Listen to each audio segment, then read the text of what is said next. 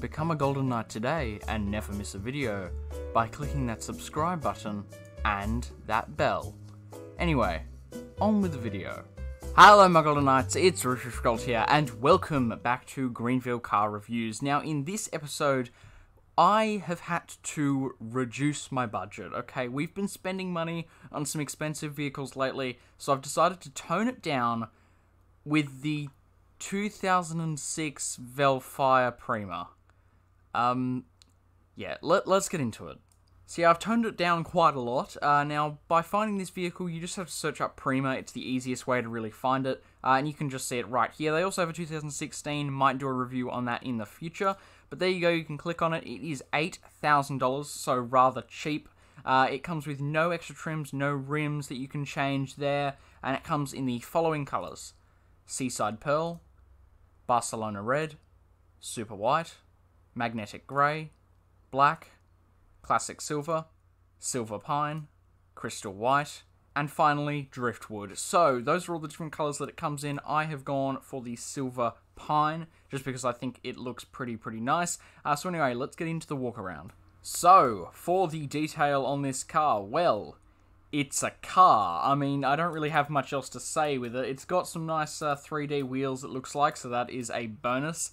It just looks kind of well-rounded, and yeah, it's actually got a lot smoother windows than I was expecting, which is interesting.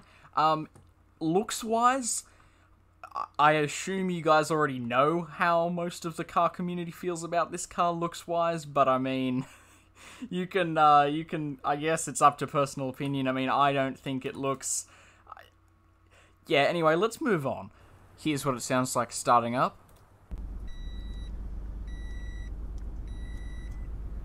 Here's what its horn sounds like. And here's what it sounds like to drive.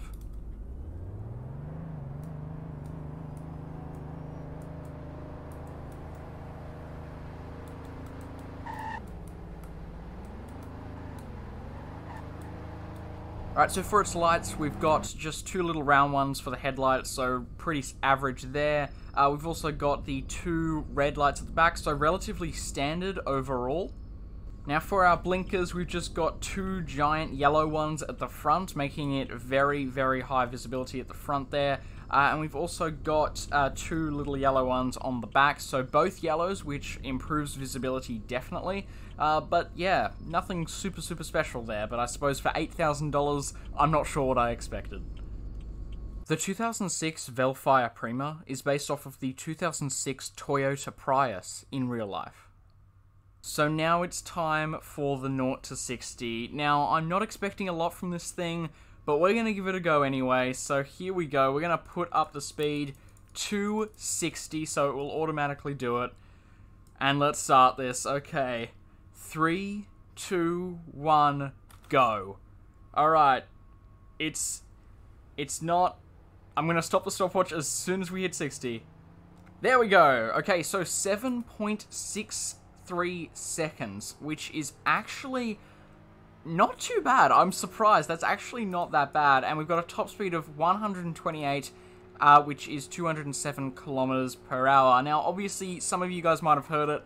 At the start there, you've got that kind of whir of the hybrid engines, which is pretty cool. Or I guess the hybrid motor, I'm not sure how it works. But yeah, you got that kind of whir that's mixed in with the actual engine sound, which is kind of cool. Now, the car's handling is, I'm going to say, nifty, especially at kind of slow speeds. It's actually not too bad, which kind of surprised me, although it is a little bit slow at high speeds. Now, for its brakes, which we'll just test out now, they get applied pretty quickly, and they're actually quite good, because it is a little car, so you don't really need that many brakes to actually get this thing stopped.